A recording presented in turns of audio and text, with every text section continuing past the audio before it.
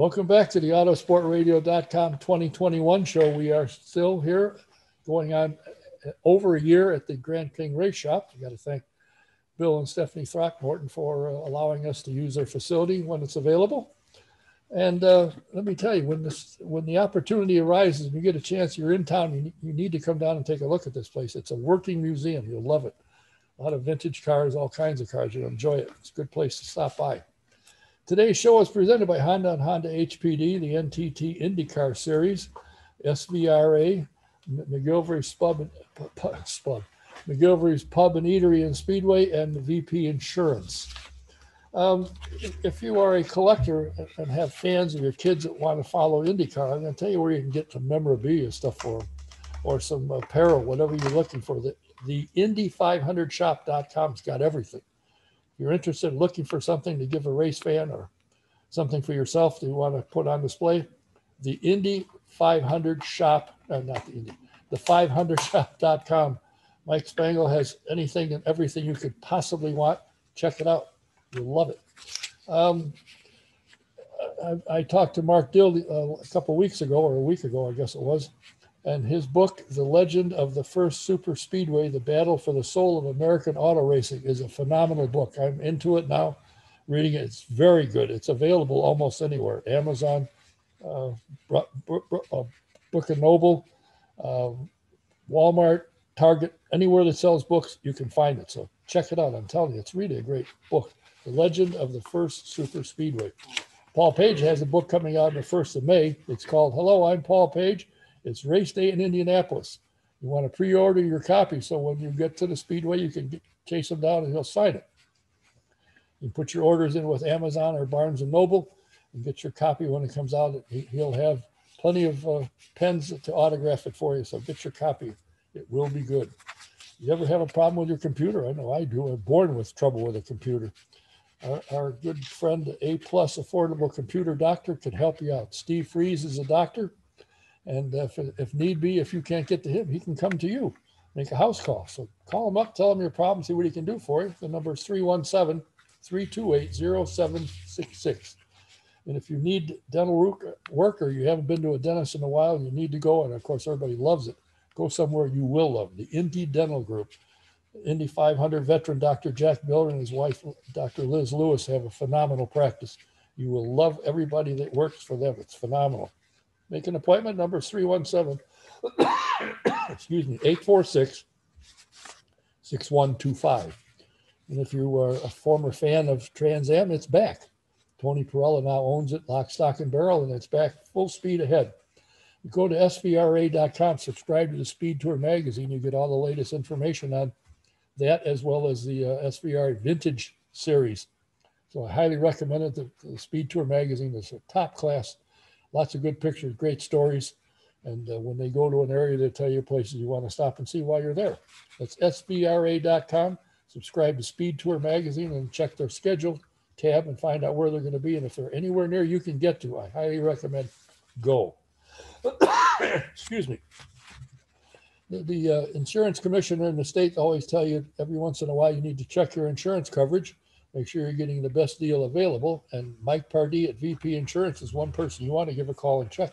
People have and said, wow, get good coverage for less money. Give him a call, tell him what you need. He'll help you out. The number is 317-248-0070. And he's located at 5004 West 16th Street in Speedway. You ever wonder why these guys and gals want to get in behind the wheel of an IndyCar and travel down the main straight at the Speedway at 240 miles an hour? Well, you can find out, not at 240 miles an hour particularly, but you can take a ride and get the feel of what it's like in the Indy Racing Experience two-seater. Just go to IndyRacingExperience.com and find a date that works for you and sign up. In the promo box, put DK1, get a 50% discount, or you can call Sean at the office. Our number is 317-243-7171. You have a vintage car that needs restoring, or do you want to get one? Well, the Grand King shops can help you with that. Call them up, tell them what you're looking for, what you have, what you need repaired. They take care of it for you. The number is 317-820-3595. While you're talking to them, find out about a tour of the shop if you haven't been here. My guest today is a very active, very popular race driver. He's driving for the United States Air Force with Ed Carpenter Racing. It's, of course, I'm speaking of the one and the only Conor Daly. Conor, thanks for being with us. Absolutely, no problem. You just came from the gym. That means that the season is right around the corner. You're getting in shape. How much physical training does it take to be a competitive race driver that could drive 500 miles without getting exhausted? Well, I mean, you almost say that as if it's like we just started. We never left. We never leave the gym. We're there every day. We're there every day, twice a day, most of the time, because, right now the cars are without a doubt physically the most difficult cars to drive on the planet. The 500-mile race is probably the easiest race physically, but it's the longest for us, obviously, which is really, really difficult in the end because of how hot it is in the car. So yeah, I mean, physical preparation as Roman Grosjean's going through right now, and guys that are, Jimmy Johnson, guys that are new to the series. It's really, really hard. And it's, something we got to be ready for. We've taken it to a very, very high level, the highest level that I've ever been to training wise, because last year with the added aero screen weight, the car is even heavier. It's hotter. So it's just really difficult to drive, but that's why we do it. That's why we love it. I mean, we train to be elite athletes and to be able to perform at the highest level out there on the track. I know I've had a lot of fans have said, well, what's the big deal? They're sitting down working. I said, oh, really? You ever get tired driving your car from here to Florida? Well, yeah. Well, just think if you're going 200 plus miles an hour and you got to watch people around you, it's even worse than on the interstate where some nitwit might have a problem. And at the end of a number of these races, you see some of the drivers have passed out and they're sitting down because they're exhausted. It's physically demanding, both mentally and physically. I mean, absolutely. Yeah. I mean, it's really impossible to compare it to anything that any normal human being can do, because it's impossible it doesn't matter if you go as fast as you can possibly go on the interstate. There's nothing even close to the forces that you can generate in the car. There's only 33 of us on the planet that are experiencing that. So, it's something that the easiest thing to do for people who, try to downplay the physical side of racing is take them indoor go-karting. It's the easiest thing. And if you look at their hands, their arms, how much they're sweating after just a little 8-minute session at Sarah Fisher's place over there in Speedway, you're like, so what do you think? Times that by 100 and do that for 3 hours. And then, then we can have a conversation, and people are they just don't put 2 and 2 together. It's like, oh, this is actually like really hard. So that's the funniest way to do it, because not only are they too slow to even generate the forces that we're feeling in the go-karts, but they can't even get to that, that physical side either. So it's really funny. It's a funny test. I found it interesting when Romain Grosjean was talking about the difference between the cars he did drive and what he's driving now. And the conversation or the interview I heard, he likes driving Indy cars because you get to drive them. Whereas in Formula One, the downforce is so terrific. Your situation is, excuse me, that you got to just steer it. But in IndyCar, the downforce isn't quite the same, so you have to actually drive the car, which he discovered at Barber when he spun it out and went, oops. There is a vast difference in these cars, and he seemed to be enjoying driving them. Well, absolutely. I mean, I test drove a Formula One car a couple of times, and it's definitely those teams over there, I think, are relying more on their engineers, their development, to find speed. Because if you find a little bit more downforce, that's pure speed. Whereas for us, we all have the same amount of downforce. We all have the ability to adjust a wide variety of mechanical things in the car. So that's what makes IndyCar so unique, I think, is that not only are you getting so much more raw feedback through the steering because it's, because of the no power steering, but, our cars mechanically, we have such a wide range of things to change to try and help, adjust them to our driving style. So that's why it's interesting for guys to come over from Formula One, because, they get there and they kind of know where they're going to finish, because they can't really improve unless they get a new front wing or a new side pod or something, a new floor. Whereas, we don't have that. We just have to, do our research on what we can, openly develop, which is on the damper side. There is no rules on the damper side when it comes to the development. So that's where, teams dump a lot of money into, because that's pure grip. If you can find some, some benefits into damper and spring technology. So that's what we've got. And Roman and Jimmy, they're going to, and all the new guys, Scott McLaughlin as well. It's going to be really interesting to see, how they get used to it, but they're all really good guys. So it's going to be fun. You have been struggling more or less to get a full-time ride, which last year you accomplished. It took 2 teams to do it. And it was a very unusual, to say the least, season. And you had sponsorship from the Air Force. And I know originally you used to make appearances, go to schools and talk to them about the Air Force. And they used to bring planes in that you could see and touch and talk. But last year you couldn't do that. But this year they've come back again. And you're with them. How has your work with the Air Force changed over the original year to last year? Probably basically not much of any doubt to this year. We'll be able to do more for them, more appearances. Well, we obviously hope that this year is obviously quite a lot different already. I mean, there's a lot of, everyone's coming back to normal. It seems like, it's going to happen quicker rather than slower. So that's really good. Last year, realistically, the Air Force, it's something that you can't judge. It was a new budget number for them, and you can't judge how well it did because it was an entirely different situation. So they pretty much looked at it as, as a bit of a write-off. They're like, hey, you know what? We did what we did. We couldn't really get a good judge of how, what kind of return this gets. Obviously, we did a lot more on the, on the social side, the internet side, whether it's Twitch streaming, e-racing, all that stuff that we really tried to push for them. And they really like that. And a lot of the social media activities, the, videos and stuff like that we create, that we participate with, it's all Air Force branded. So there's a lot appealing to a younger generation on the internet is what our job is.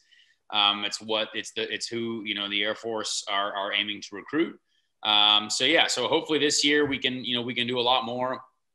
I don't know if we will be able to do a lot more, but obviously right now it's looking much more positive. We're definitely going to do our best to, give them everything that they want out of the program so they keep coming back. It's amazing to me. Not really amazing. When I find the number of people who follow the e-racing. So that actually, I thought to myself, well, whoopie-doop, but they do get the exposure that, the Air Force is looking through that. And the number of people that follow it is amazing to me. Good grief. Yeah, I mean, right now, I just saw something today. F1 is approaching, a billion fans, and it's all thanks to the Netflix documentary and the e-racing stuff that they've done. And I've seen a lot, even in Robin Miller's mailbag, people are throwing some shade at, IndyCar having an iRacing challenge and stuff like this. And I want to say to those people, think for 1 second about who we're trying to be a fan. Like if you're upset about it, that's because you already follow IndyCar. And it almost doesn't matter if you're upset about it, because no matter what, you're probably still going to watch an IndyCar race. But for young kids, they are on the internet constantly, and they are on Netflix constantly, and they are going to see, the entertaining people on Twitch or YouTube or Facebook, not even Facebook. Actually, Facebook, I don't even use Facebook anymore. It's all Instagram. It's all Twitter. It's all YouTube, all Twitch. And that's where everyone is at. And I'm sorry to the people that get upset about us doing e-racing and stuff like that, but it is the only way we're going to have IndyCar racing to watch in real life in the future. Because right now, we are small on the scale of motorsport. We have F1 and NASCAR, and we are way down here. We need to just keep working to, build up our following, build up the younger generation of fan base. Our current fan base is fantastic. We have some of the best fans in sports, without a doubt. I really enjoy interacting with a lot of them.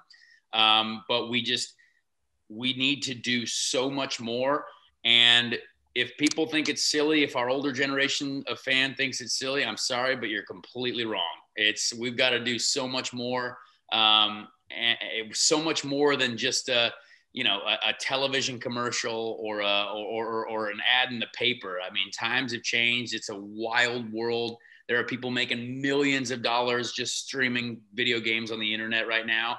And we've got to be able to keep getting these younger eyes onto our sport, because what we're doing is awesome. Our product is not the problem. Like, our racing is truly some of the best in the world. But we just haven't got it out in front of enough people yet. And so I think a lot of us, a lot of the drivers are working hard on trying to, put a lot more exciting content out there for our fans. But IndyCar, we got to all work together, and hopefully we can do that this year and kind of keep the momentum going with, obviously, the Penske Entertainment Group. I think will help. But it's a tough challenge. Things change every day. The internet landscape is constantly evolving. Well, I just discovered the other day when talking with Dave First that there is some new social media and digital things being put together as we speak, actually. It will be, I don't know if it's out yet or not, but I'm trying to chase down the young lady that's doing it.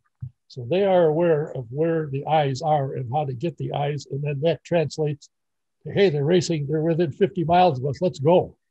And getting people involved. I mean, I came to one race after wanting not to come for 5 years. I came here and I'm still here. Yep. 60 some years ago.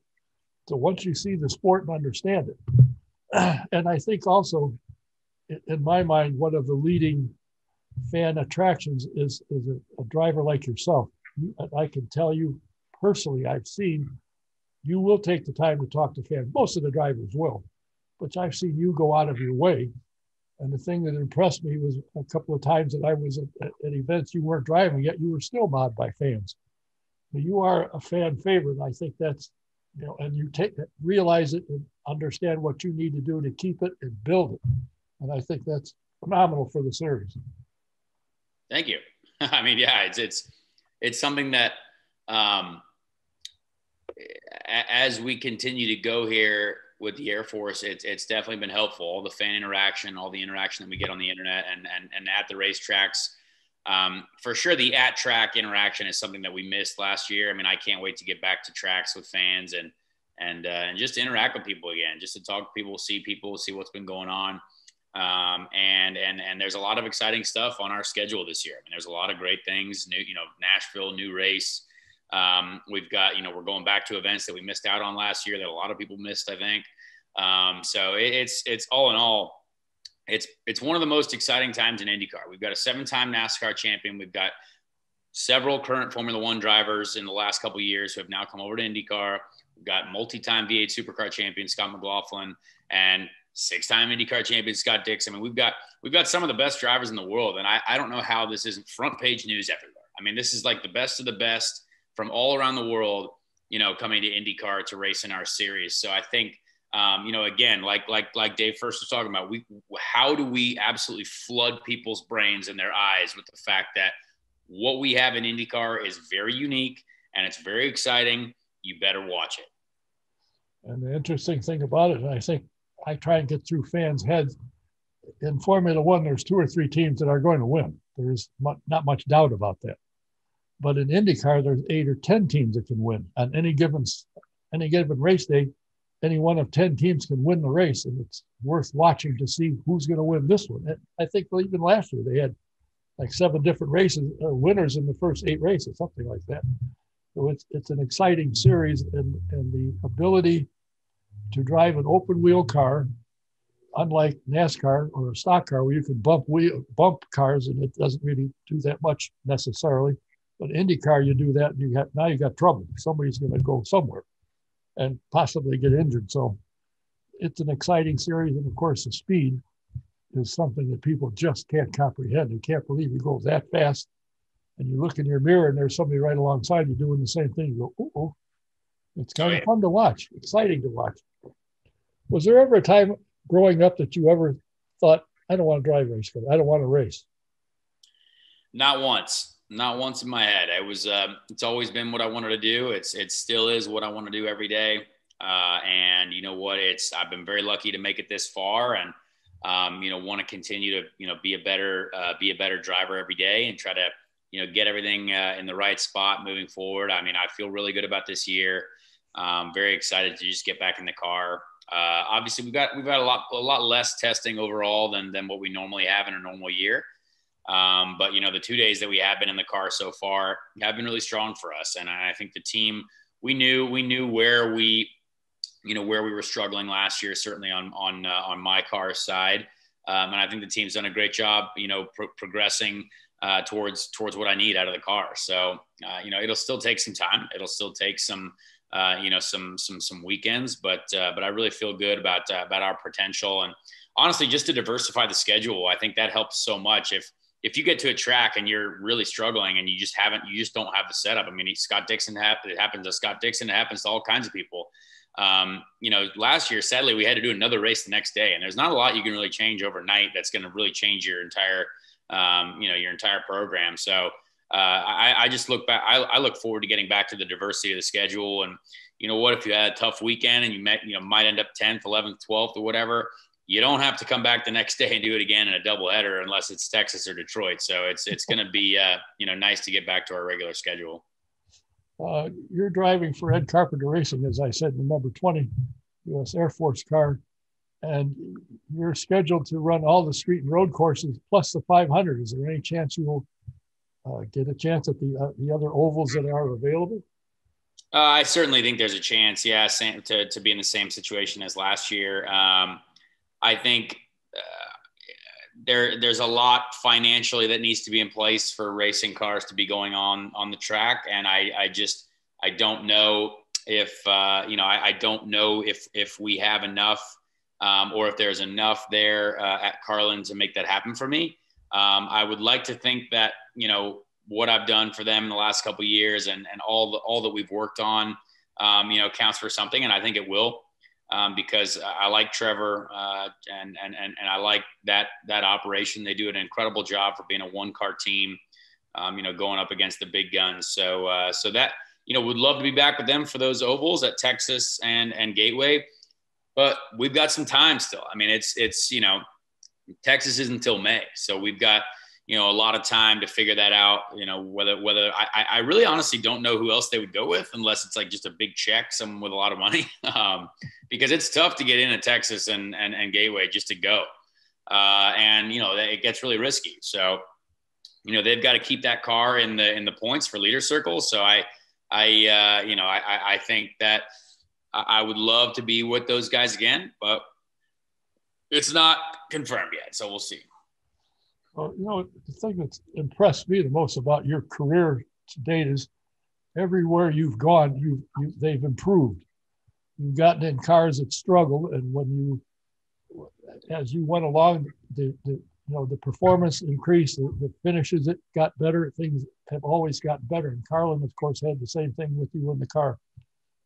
So it seemed to me that if they want to run and keep the car in the point system to get their bonus, you'd be the logical guy to put in the car. They know how you work, how you operate.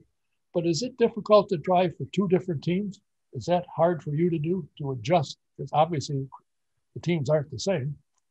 Yeah, I mean, it's not ideal for sure. I mean, I would love to be with one team for the whole season because, even next week, we've got most of everyone going down to the Texas test, right. And I'm not going. I was like, hey, can I go with you guys to ECR? And they're like, well, you might not race for us here, so probably not. And I was like, all right, yeah, that's fair. But some of the stuff at Texas could be beneficial for the Indy 500 as well, which I am driving for them. Right. So it's just kind of an awkward situation, but to be fair to both teams, I mean, they've been really, really cool working together and kind of handing my seat back and forth in between races. And I mean, they're both great operations, and Ed totally understands where I'm sitting. If they could run me full time, they would, but we don't have enough budget for that. So, it's one of those things that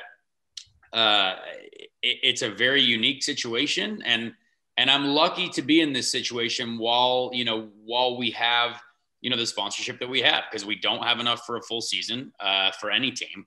But this situation for Ed is perfect. And the team, is able to give us, 14 races for the U.S. Air Force and myself. And then Carlin has a situation where, you know, they have Max, who does an incredible job when he's on the track, but he has, you know, he doesn't like the ovals, which is totally understandable.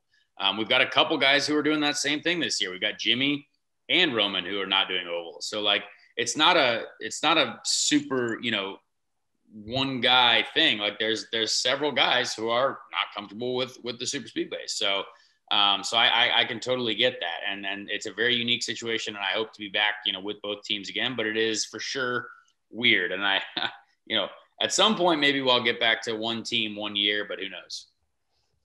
I think I've always found it interesting. When I worked for a race team, we had a couple of drivers who came in from South America, had driven Formula One in Europe, obviously. And first thing I asked them as they came in the shop door, have you ever driven an oval? No, never once been on an oval. But at the end of the year, I said, how did you like oval? Love them. Love them. They're fun to drive. They're exciting. So I have a feeling that Jimmy Johnson at some point and Romain Grosjean will also run ovals at some point, I'm sure. I don't think so, honestly. I really don't. I think it's not whether or not they like it. It's just the danger. I mean, Jimmy's already said publicly, you know, that it's, you know, it's for his family that he's not going to do Indy, and I respect that, and Texas as well, because those are our most dangerous races without a doubt. And Roman for sure, you know what he said about it. I think he might do Gateway. I told him when we were at media day, I was like, you got to do Gateway if you're going to try at least one oval race. I think it's one of our best races. But realistically, I think for those guys, it's just a safety thing. They got families, and I respect that. Oh yeah, you can't knock it, but just, you know, the racing, they come to the race at Speedway or they go to Gateway and watch it. I'd love to be there.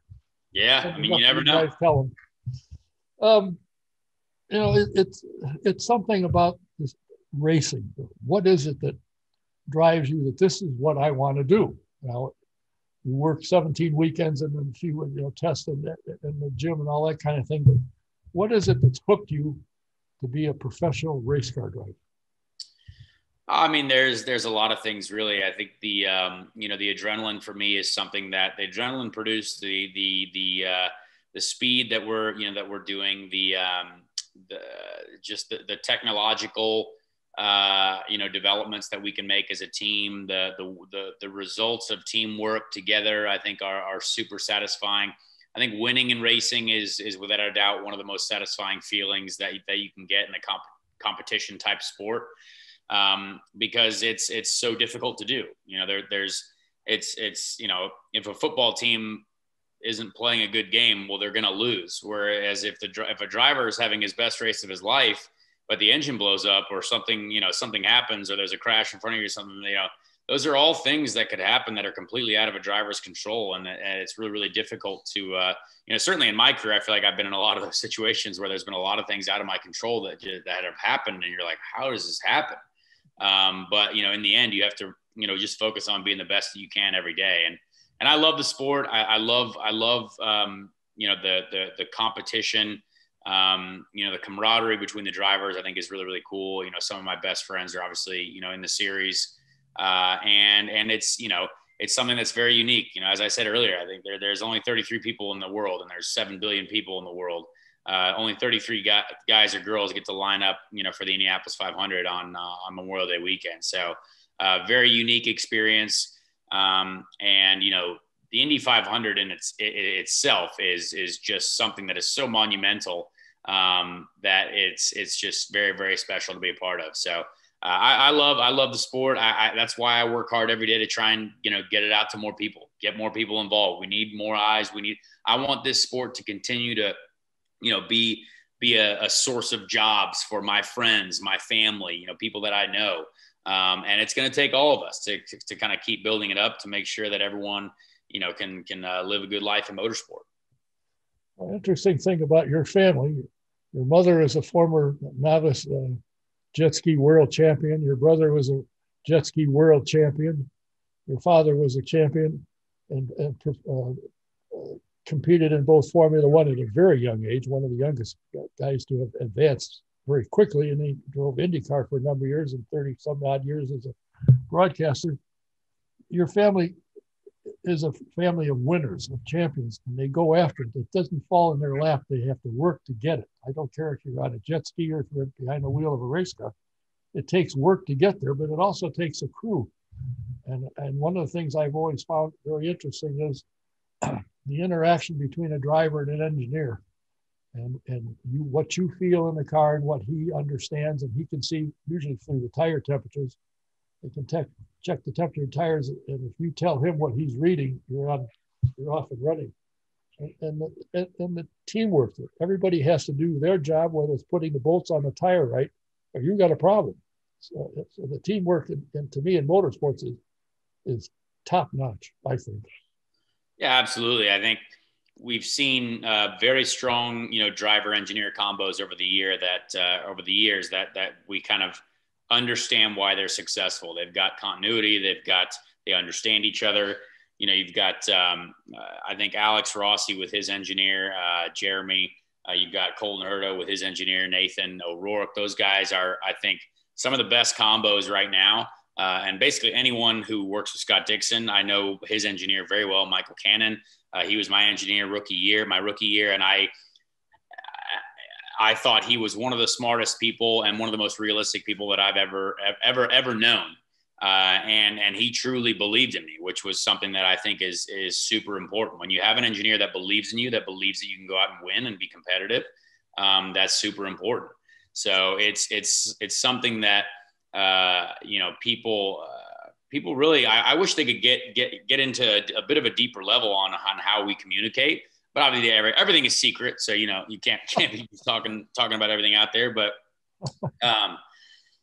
like my engineer at Andretti in 2019, Andy Listis is now Jack Harvey's engineer full-time. And Jack Harvey has done a very, very impressive job over the last 2 years when Andy's gone there. And I think Andy is one of the best engineers I've ever worked with. I think he is so smart. And I think Jack is obviously talented. And when you put guys like that together, you see the results. So it's something that, I've never really not got along with any of my engineers. But, I've been through so many different teams and so many different situations that I haven't really had the opportunity to really build that type of continuity that I'd like with an engineer. But now, I'm going into my second year with ECR, and my engineer, Pete, who also works with Ed, obviously when Ed's in the 20, I think we're getting onto a great level of understanding. I think he knows what I need. I think we're also, trying to figure out, how we get there as fast as possible. But yeah, the level at which the driver and engineer need to be functioning at is very, very high. And if you can get the last little piece out of your car, it just pays off so much, and that's how people win races. The teams that I worked with, I could tell. I mean, I wasn't a mechanic. I was a clean up, put stuff away, and polish and all that kind of thing. But you could see the attitude of a crew when they had a driver that they knew if he started the 532 cars fell out, he wouldn't win anyway. And the way they take care of the car. But when you got a driver that the team knows their efforts can be rewarded because he knows how to drive the car, that to me, I've seen makes a huge difference. When the team believes in you, they'll give you the best they got. Absolutely. I mean, it's so important. I think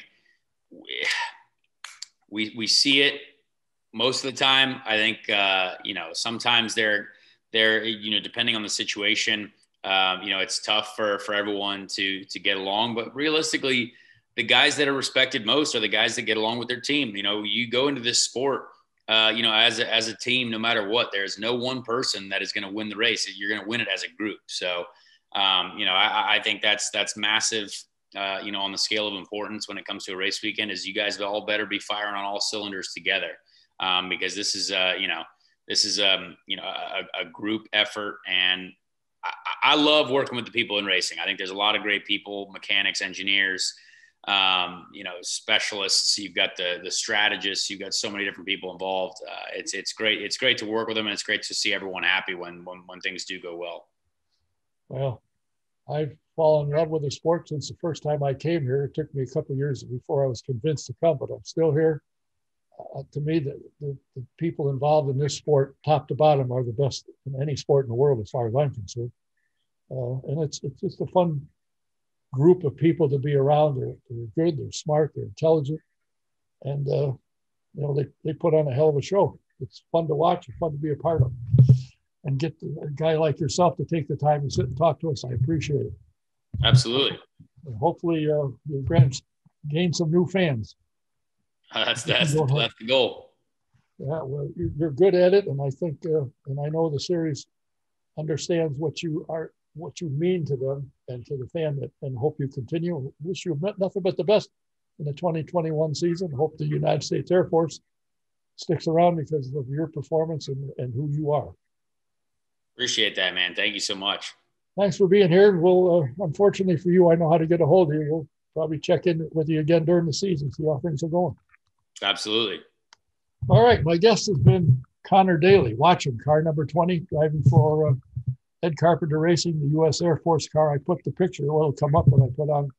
Their color scheme this year is pretty nice. It will stand out for sure. Well, you haven't seen it yet.